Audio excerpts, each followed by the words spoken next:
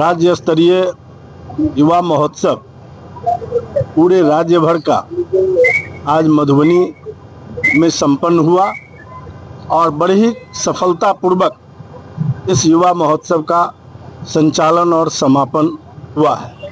इसके लिए मैं जिला प्रशासन को हृदय से धन्यवाद देता हूं कि उन लोगों ने कठिन परिश्रम करके सभी 38 जिलों के प्रतिभागियों को रहने से लेकर उनके भोजन और उनके जाने आने सारे चीज़ों का प्रबंध उन्होंने बढ़िया ढंग से किया है।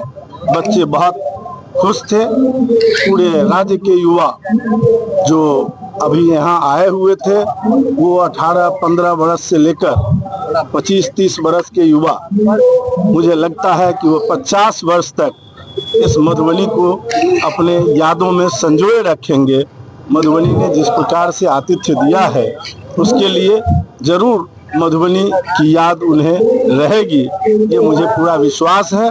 और मुझे इस पहले कार्यक्रम में सौभाग्य प्राप्त हुआ अपने उत्तरदायित्व ग्रहण के पश्चात, और वो जब अवसर मेरे सामने आया तो 13 वर्षों के बाद ये युवा उत्सव इस मधुबनी के अंदर संपन्न हुआ है। मुझे काफ़ी प्रसन्नता है कि मेरे गृह जिले ने इस आतिथ्य को स्वीकार किया।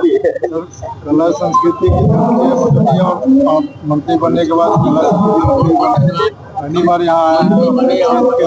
देखिए, मधुबनी कला की राजधानी है बिहार, और इसलिए कि यहाँ से 10-10 पद्मश्री प्राप्त कलाकार यहाँ मधुबनी में है।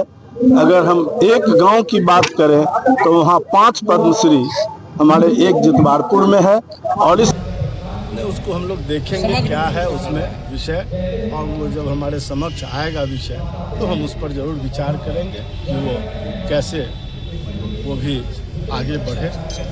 क्योंकि सर पहले मैथिली भाषा तब हमारा मिथिला वो सभी समग्र विकास मिथिला का होगा, ये आप भरोसा रखिए। और 20 वर्षों में हमने कई चीज़ों को आदरणीय माननीय हमारे जो बिहार के विजनरी मुख्यमंत्री हैं आदरणीय नीतीश कुमार जी, उन्होंने लॉ एंड ऑर्डर से लेकर बिजली से लेकर पानी से लेकर शौचालय से लेकर मूलभूत जितनी सुविधाएं हो सकती है उन सारी सुविधाओं से लैस बिहार को किया है। अब बहुत कम चीज़ें आधारभूत संरचनाओं का बचा है।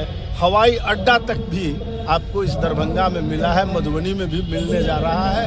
तो ये सारी चीज़ें जब आ जाएगी तो स्वाभाविक है मिथिला स्वयं विकास करेगा, किसी का मोहताज नहीं रहेगा। आखिरी प्रश्न है सर, विद्यालय में अपने म्यूजिक टीचर का बहाली हो गया है, अब जब कला एवं संस्कृति की बात आता है तो नाट्य कला भी एक है, नाट्य कला के लिए भी क्या आपके रीजन में होगा? संगीत के शिक्षक होते हैं विद्यालयों में, वो अलग